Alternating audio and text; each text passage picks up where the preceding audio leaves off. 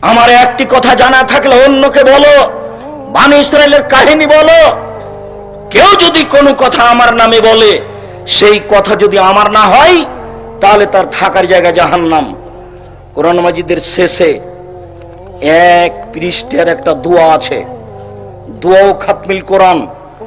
এটা যদি নবীর না হয়, তাহলে এর থাকার জায়গা কোথায়?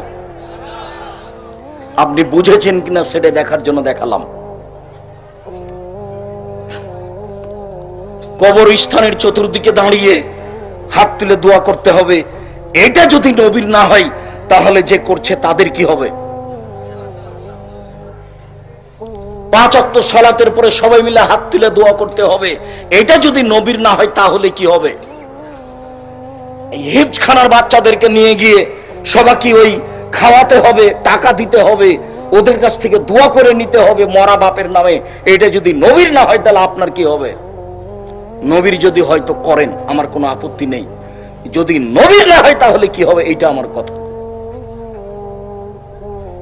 সমস্ত আলেমকে কঠোরভাবে মুহাম্মদ সাল্লাল্লাহু আলাইহি ওয়াসাল্লাম হুঁশিয়ারি দিয়েছেন, কোন আলেম মুখ খুলতে পাবে না যতক্ষণ পর্যন্ত প্রমাণ না হচ্ছে এটা রাসূলের। দিন প্রচার করা বন্ধ থাকা ভালো, তবে মিথ্যে দিন প্রচার করা যাবে না। খুব কঠিন ভাবে রাসূল সাল্লাল্লাহু আলাইহি ওয়াসাল্লাম বলেছেন, হাদিস বুখারী মুসলিম। এইটা আপনাদের সাথে আজকের আমার প্রথম কথা। দ্বিতীয় কথা, ছোঁয়াচে রোগ পৃথিবীতে নেই, আমি বলিনি। মুহাম্মদ সাল্লাল্লাহু আলাইহি সাল্লাম বললেন, লা ইউদি শাইউন শাইআ, রোগ ব্যাধি একজন থেকে আরেকজনের কাছে চলে যায় না। লা ইউদি শাইউন শাইআ, রোগ ব্যাধি একজনের কাছ থেকে আরেকজনের কাছে চলে যায় না। লা ইউদি শাইউন শাইআ, রোগ ব্যাধি একজনের কাছ থেকে আরেকজনের কাছে চলে যায় না। তো একজন পল্লীর মানুষ দাঁড়িয়ে বলছে, আল্লাহর নবী, যাই তো, একটা উটকে চুলকুনি ঘা হলে সব উটকে হয়ে যায়। তখন আল্লাহ রাসূল বললেন, মানাজরা বালাওয়ালা, বলো তাহলে প্রথমটাকে কিভাবে হলো, ওটার কোথা থেকে আসলো? তখন পল্লীর লোক চুপ হয়ে গেছে।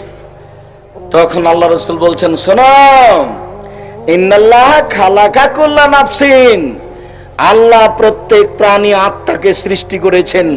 ওয়া কাতাবা হায়াতাহা ওয়া মাউতাহা ওয়া রিজকাহা ওয়া মাসায়বাহা, লিখে দিয়েছেন তার মরণ, লিখে দিয়েছেন তার জীবন, লিখে দিয়েছেন তার রুজি, লিখে দিয়েছেন তার রোগ ব্যাধি, করোনা ভাইরাস।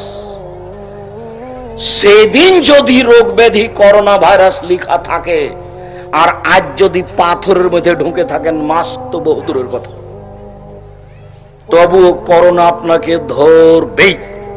আর যদি সেই দিন করোনা না লেখা থাকে, আর আজ যদি যাকে করোনা হয়েছে তার গায়ের উপরে চড়ে থাকেন মরা পর্যন্ত, তবুও হবে না।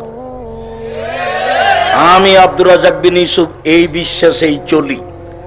লকডাউনের সূচনায় আমি বলেছি, আমি করোনা ভাইরাস ছোঁয়াচে রোগ বলে আমি মানি না।